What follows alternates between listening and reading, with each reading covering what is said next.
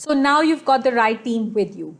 You have all the necessary skill sets. You've got a project sponsor and you've got a project manager who is going to get everyone together and take them to the success. How do you begin?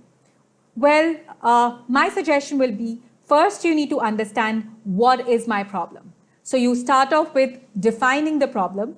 This means you get into a lot of conversations. You need to have experts from various domains and really understand what are we trying to solve. A successful problem statement will ensure that your project starts off on the right foot and that you're focused on the actual priorities of this analysis. Once you've defined the problem, you will need to pull in a lot of data points and really start connecting the things that link them together. So you need to be able to find these connections within the various data elements that you have and how they work with each other and how they move with each other. So you define the problem, you see what all data points could have a role to play in it, and then start connecting all of that data together. Let me give you an example which might help you understand this a little bit better. Let's say my problem is that I need to set up a new business center and I need to figure out where and how I should do this. So first we need to define what my problem is. Is my problem that, oh, how will I hire these many people for this business center? Is my problem that what kind of seating I need to arrange for them? What really is my problem? So my problem in this case is I need to find the right location.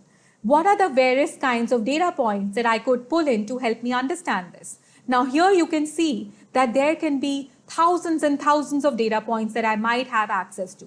I could look at various labor market data.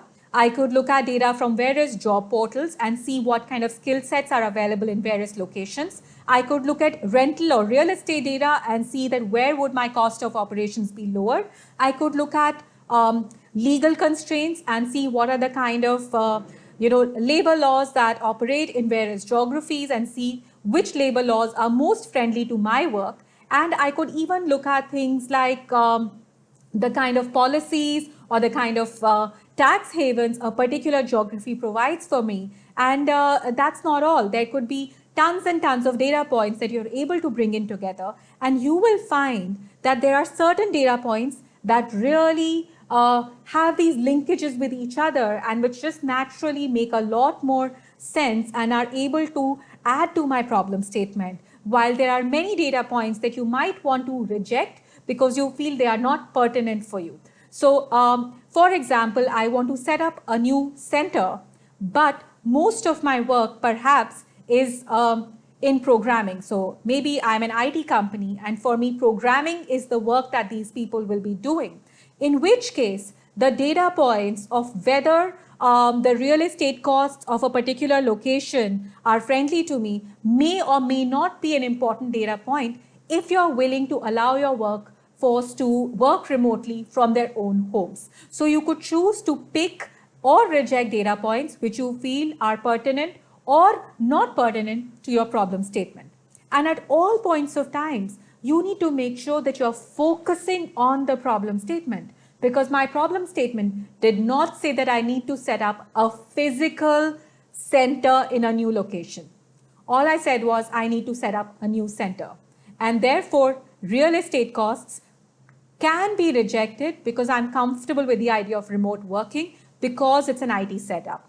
Now, however, if the same problem statement was given to you in a manufacturing setup, perhaps this will again become a pertinent data point because in this case, there is no concept of working remotely and I have to set up a plant, in which case perhaps this might be in fact one of your most important data points. So always focus on the problem at hand and keep looking and exploring further and see that I've pulled in these 10 data points and now I'm coming up with certain different options and perhaps now I need to add in even more parameters to create an even shorter list. So you will find perhaps that with, just for the sake of saying, with 5 variables, I'm able to create a short list of 10 attractive locations. But once I pull in an additional 2 parameters, I'm able to shorten this list from 10 to perhaps 6. And then with another couple of different parameters, I'm able to create a really focused list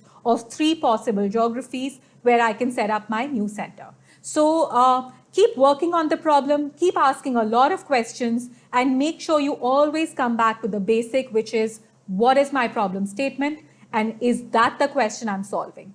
So don't get distracted, but also be comfortable with shooting a lot of arrows in the dark, because you never know what will hit, and there's a no wrong approach. It's always an iterative process, and what you will find is that analytics in many, many ways is a meandering journey which ultimately should be heading mostly in the right direction, but you will find yourself heading in a lot of dead ends. So don't let that dishearten you, because as long as you have a clear problem definition, you'll always know whether you're heading in the right direction.